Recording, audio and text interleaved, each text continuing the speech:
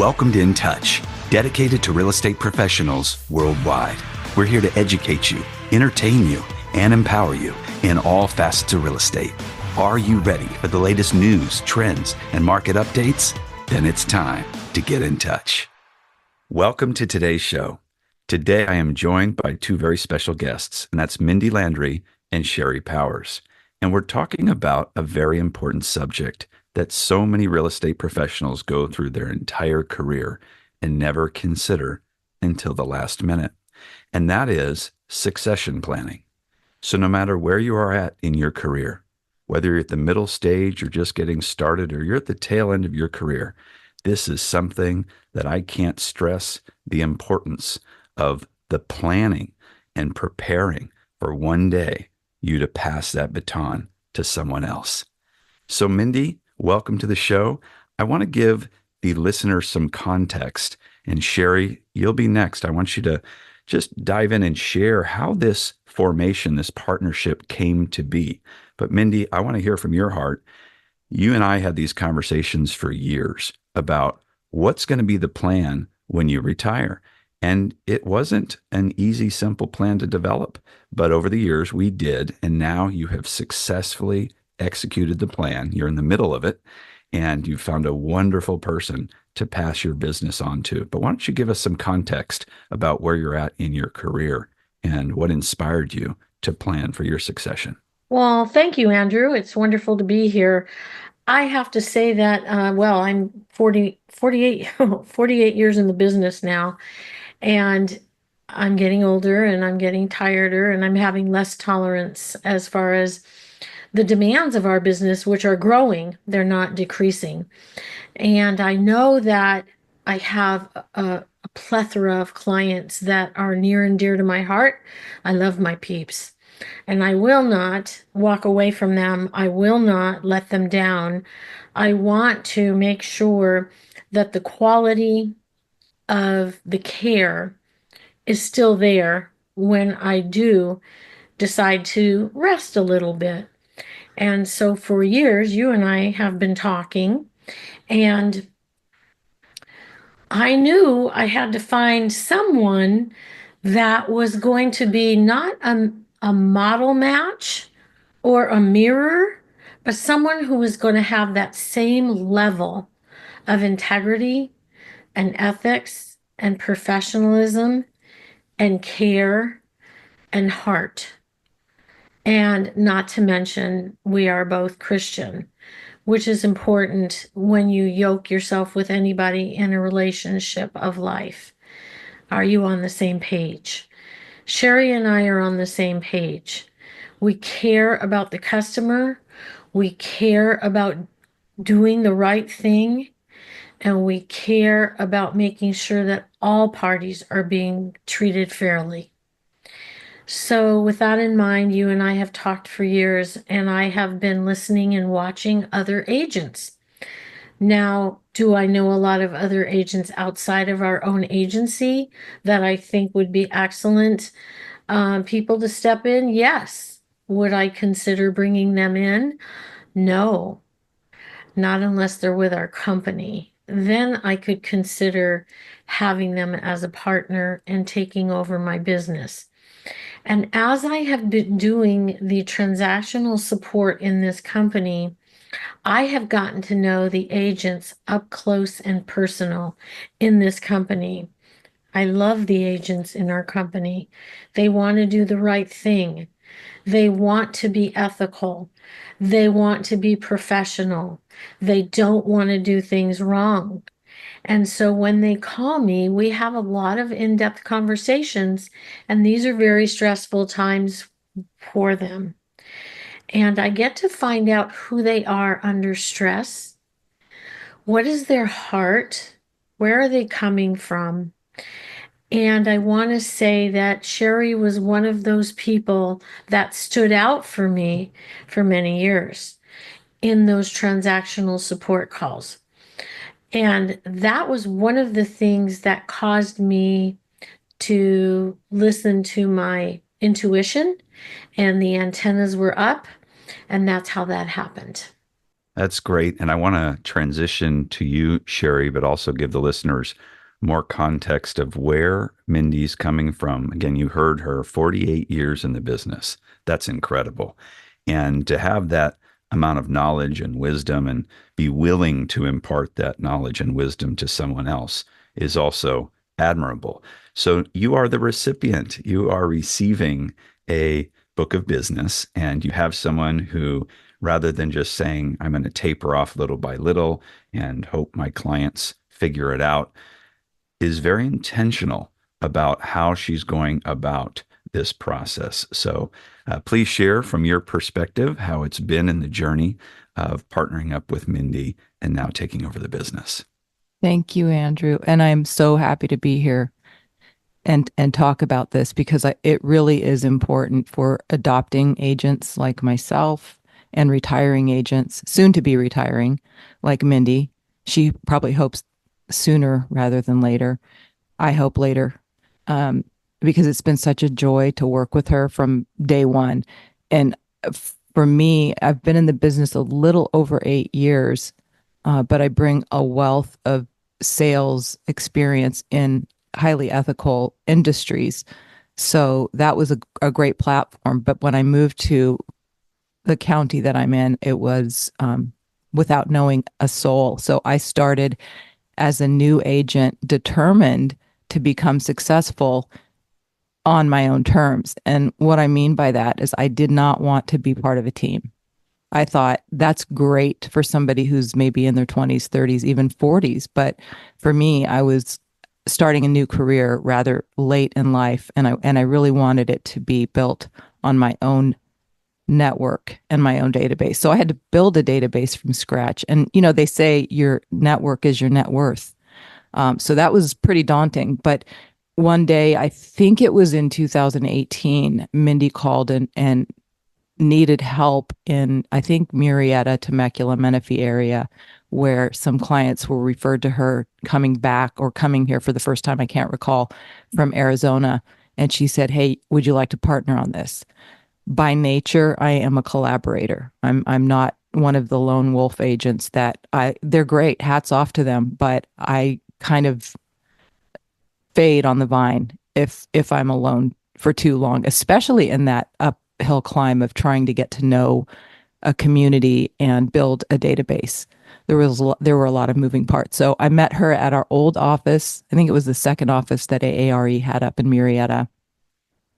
We met the clients, and it was one of the most exciting and intimidating meetings that I had, because I had a lot of respect for Mindy from the beginning. I knew that she was a highly ethical agent. I knew her credentials, and I thought, okay, I've got to perform. I mean, I'm just being honest here.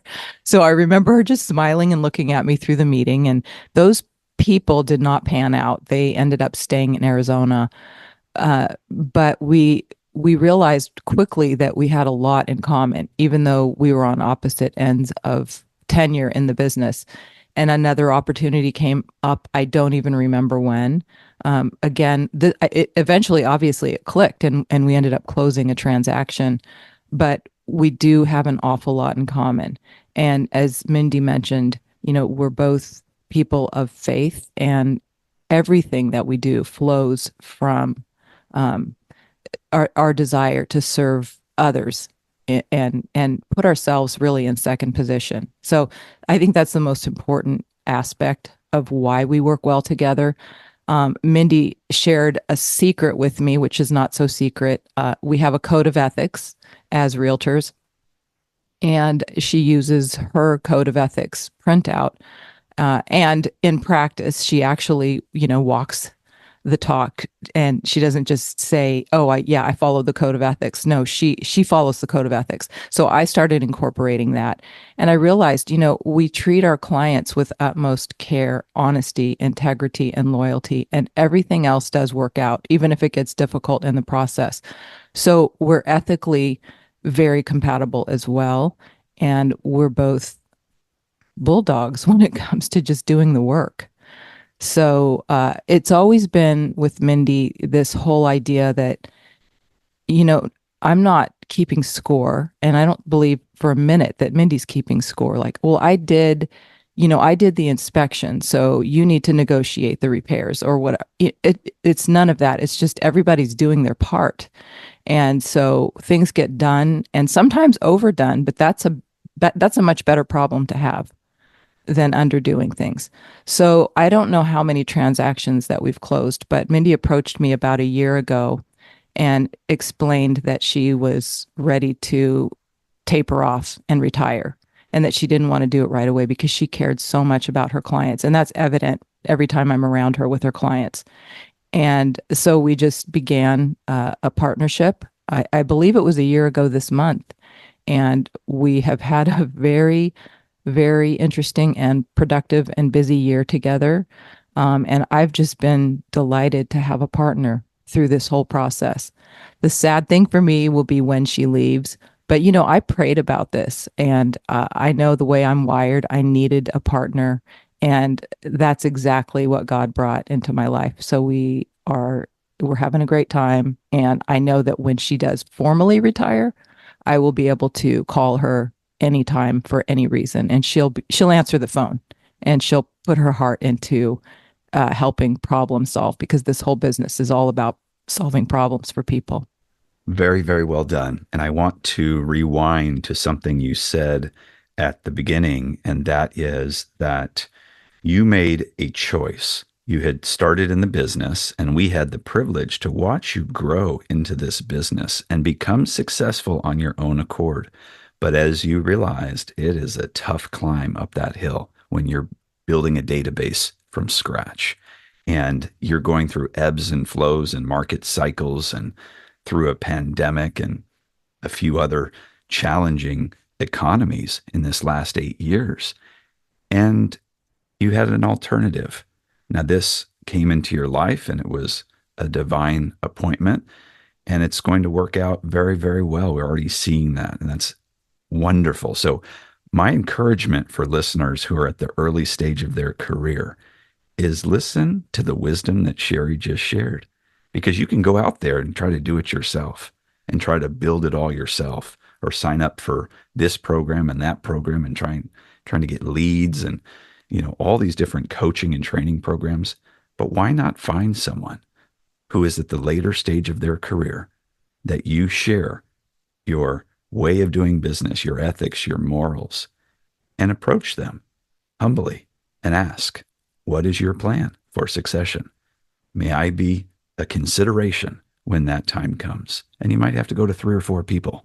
But the point is that having business passed on to you with like-minded people who already the trust is established is going to be a much better way to build out your business than trying to develop relationships from scratch with strangers. So, Mindi, let's go back to you. And I want to talk about the framework of how this works. Because if I am an agent at the later stage of my career, I may be considering what letting go really means. And that's hard for everybody. If you've been in control of your business, you might have fears. You might say, I don't want to run out of money. What if I don't have enough coming my way, or I haven't saved enough in order to retire today? And you were modeling some literature. I believe there was a book that the both of you went through, which gave practical advice. In addition, you created, and we discussed this over the years, a very succinct plan over a period of time where you would partner up with Sherry. And that way it wasn't just a cut the bait and leave, rather partnering up for a period of time, co-branding, and then little by little tapering off so it's a smooth transition. So go into the framework of how this works for somebody considering it. The framework was mutually set with Sherry and myself. We actually followed some wise and sage advice with a person who does branding, and we did a very professional all day long from 6 to 6 a.m. to p.m. photo shoot, and with many changes of clothes in different locations. Sherry is an agent in Riverside County for the most part, Most of my business has been built in San Diego County and then morphed into Riverside County. And that's when I started reaching out for help in Riverside County because I can't have my feet in two boats all the time. And so it started, with a dribble drabble with Sherry doing different transactions, and we work seamlessly together. So we jumped into that boat of professional photography, and it wasn't cheap, but it definitely, we definitely have the resources to go on with further marketing now with all of those pictures. And so we started with that. And then we have a joint website now called Landry and Powers. So we can drive our marketing there as a team. And we also have followed guidelines as far as working together as a team. We kind of had to really kind of know each other's strengths and weaknesses, but we actually put both of our feet in together into a transaction and just do what we have to do if one person's available and one person's not. And that is the beauty of a team when you're equally yoked and you're both able and equipped to do that. I think both of us are strong in many, many, many, many ways.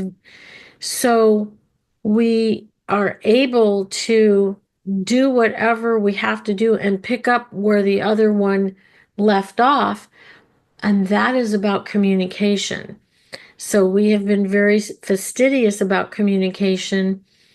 And I think our frustration for the most part with that framework is getting our clients to understand that both of us have to be CC'd on all communication and all texts. We do group texts. And that way, the framework of how we partner seamlessly is to be in the loop at all times. So we did have and launch a client appreciation party, and we didn't cheap out on it. We went full bore on it. Fully catered, beautiful location, golf course view, outdoors on a patio. It was beautiful. And we had several of our clients. I think we had over 50 people at that one, and we'll probably be doing another one. May not be the same venue, may be, hard to say, but we got more people we need to do it with. And we pretty much let them know that we were teaming up together and that I was in transition. And I pretty much introduced Sherry to everybody as the person that I had chose to be my successor and why I chose her to be my successor. And so that's some of what we have done so far. And we're still embroiled and going to keep going. That's excellent. And I love the intention behind it, starting with imagery, because a picture says 1,000 words. And so having that photography, having that branding, doing somewhat of a subtle announcement first, and then bringing people together face to face so that they can actually meet Sherry, get to know Sherry. And these clients aren't going anywhere. That's the thing. I think people don't understand, especially when people move out of state, for example. They think, well, I'm just licensed in this one state and those people moved. Therefore, my relationship, I can maybe stay in touch with them personally, but I'm not really in a business relationship anymore. And when you think about how much time and effort it takes to develop these deep relationships with clients over the years, and the dividends that can be paid over the years, meaning their kids, their grandkids, their friends, other family members, all those people can come your way and do business with you because of a sustained relationship at the core with the original client. And by doing this succession planning, whether they move out of state, you can refer that, or if you're with a company like ours that operates in 25 states, you'll have a colleague that can help them. But the point is valuing these relationships into the generations, not thinking, people talk about, oh, I'm going to, it's a lifetime relationship. Well, I'm going to encourage you to think of it's a generational relationship, because I have to tell you, I've met so many brokers that it's either a daughter or somebody that they've passed it on, like an adopted daughter, like Sherry, and then it's got passed on again.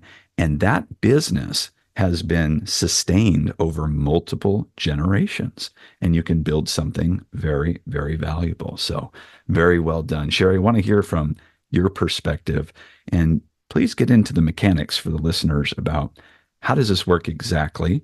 How many years? Is it split 50-50? After a certain period of time, is it then 25%? I think people need to understand a little bit more on the financial side so that they can see how they would adopt it into their business. But what are your thoughts? So this is a confession. We're 50-50 right now because we're both working full time. When Mindi finally pulls away, we have a tiered arrangement as far as year 1, year 2, year 3, and I believe it goes to Mindi. I don't know, but this speaks to the trust aspect. I can't give you hard numbers on what we've agreed to between us because we're both going to honor those numbers when the time comes. We do have a framework around, percentages as she leaves, going into those fading years, so to speak. But I don't have them in front of me, and I guess Mindi can probably fill in the blanks because we had the discussion, but we have yet to formalize it, which I don't recommend. I think it's probably, you don't do everything perfectly when you're creating something for the first time or without reference, a lot of reference. The book you you alluded to, Andrew, is called The Golden Handoff, and it's by an agent. I think he's in Oregon, named Nick Crowder. I'm not sure how to pronounce his name, but he spells out ways to actually structure that. And I think it's going to be different for each agent, depending on the relationship at the beginning, because he talks a lot about buying somebody's practice. So that doesn't necessarily mean somebody that you've done a lot of business with, but he gives a lot of good guidelines around who the retiring agent should choose, how they should choose, and how the adopting agent should go about it. I'm not really pursuing other agents for their book of business. I'm not that much of a go-getter at this point in my career. Somebody that's younger, that has another 30 years in practice, maybe they would want to do this with multiple agents. But I like to say I go an inch wide and a mile deep with people. And it's so funny because with the photography, Mindi shines in these kind of situations. And for me, the whole day, I'm borderline introvert, and it wore me out so much that I got sick for about a week after it was done. It was exhausting, but it was a great way to start. We did very intentional things, starting with the photography and not ending, but really peaking with the client appreciation party. And I hope we do another one as well. But we just both go full bore with what we're doing, and we refine and adjust and tweak our communications at every point. And then when the time comes, I'm sure by then we will have a more formal plan in place. So that's an area that needs to be refined a little bit. I hope that answered your question. It did. And the key is, as you mentioned, you can customize it. And that's the beauty, is every partnership and each succession will be a little bit different. For example, it's very common in the property management space of our business for someone to sell a book of business and really to walk away. It's much less succession or transition. Reason being, the tenants are in place and there's recurring revenue that's coming in. And pretty much, besides the reporting that you're doing to your landlords, there's not much to do there other than transition it over, let them know here's the new property manager, and then ultimately give that book of business to somebody else. Whereas sales is a little bit more complex.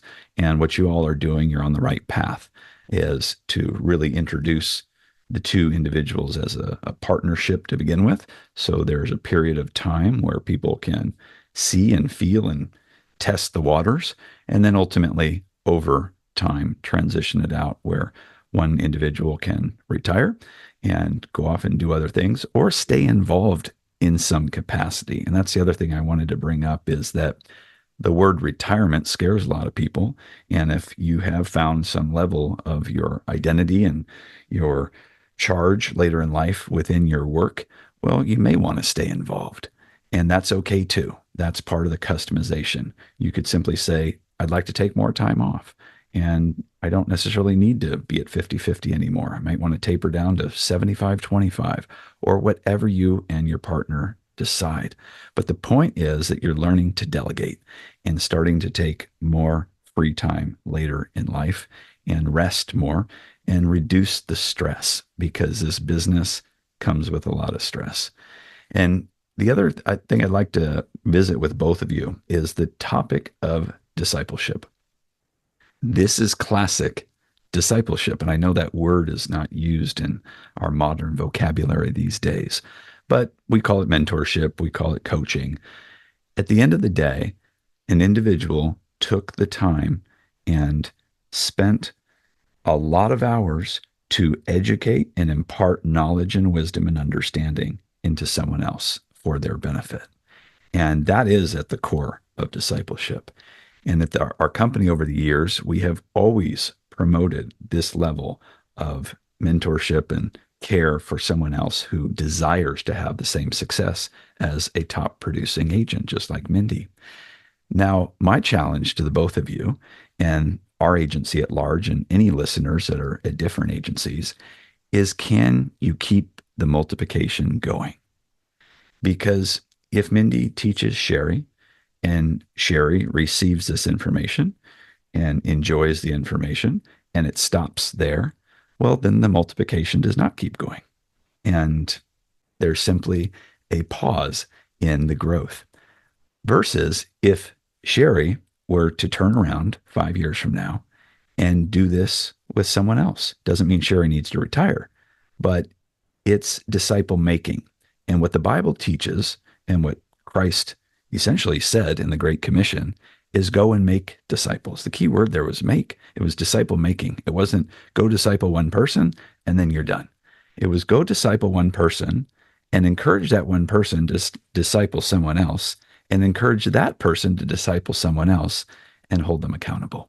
So very, very well done to the both of you. I can't wait to see what God does with your business. And Sherry, I can't wait to see that individual that you choose to disciple at some point. And it doesn't mean, again, it has to be a succession situation. It can simply be, I receive something and I'm going to pass it on to someone else with the clear expectation that they would also pass on this knowledge to someone else. Now, as we wrap up this part of our episode, Gary Giffen is here in the studio, and I want to get Gary's closing comments. Gary, you are at an earlier stage of your career than Mindi, but at a later stage in your career than Sherry, about 20 years in the game. When you hear these conversations and when you think about your future and what your plan is for succession or a partnership or just having some more time to go surf and do the things you love to do and reducing the stress, what's your game plan moving forward with all the knowledge that you've heard here today? Well, it's just wonderful to listen to Mindi and Sherry. And I know now if I had any questions on how to move my business to a different time and place and what to do, I would call Sherry and Mindi. They seem to have this kind of, they've got it down. Looks like this has probably not been 100% smooth, but they're figuring it out along the way. So very excited for both of them. And I don't want to take up a lot of time because having their wisdom on this show hopefully will help a lot of agents, not only here in California, but in other states.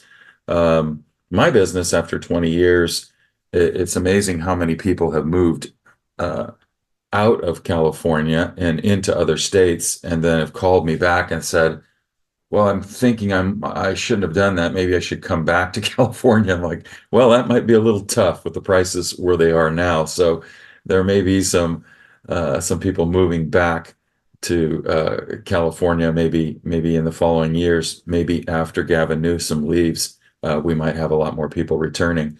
That's a joke, but not really.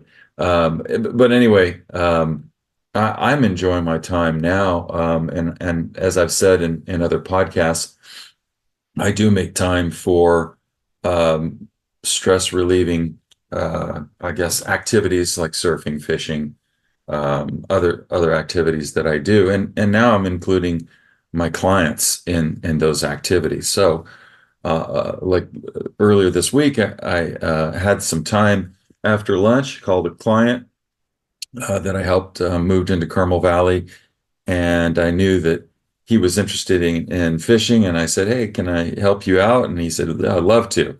So we spent an hour at the beach and me showing him how to fish. So was that productive time? Well, I think so. And I got to spend some quality time with that client. So I do a lot of lunches. I do a lot of get-togethers, large get-togethers where I get to meet. Like this weekend, I have an event coming up called Watches, Yachts, and Cars. So I think we're going to have 250 people there. It's not, I didn't put it together, but I'm helping promote it. So that will be a good time to meet a lot of people that I know and also people that I don't know. So as far as any transition, I'm not ready for a transition yet, but I tell you what, if I am, the first people I'm going to call is Sherry and Mindi, because we all, I think alike. We all believe in the same things, and so these both of these young girls know how to do a transition correctly, and that's the first place I would go and get my wisdom from, both Mindi and Sherry. Well, it's a great place to wrap up part one of this two-part episode as we're diving into succession planning, team building, mentorship, and discipleship. We hope you enjoyed the episode, and stay tuned for part two.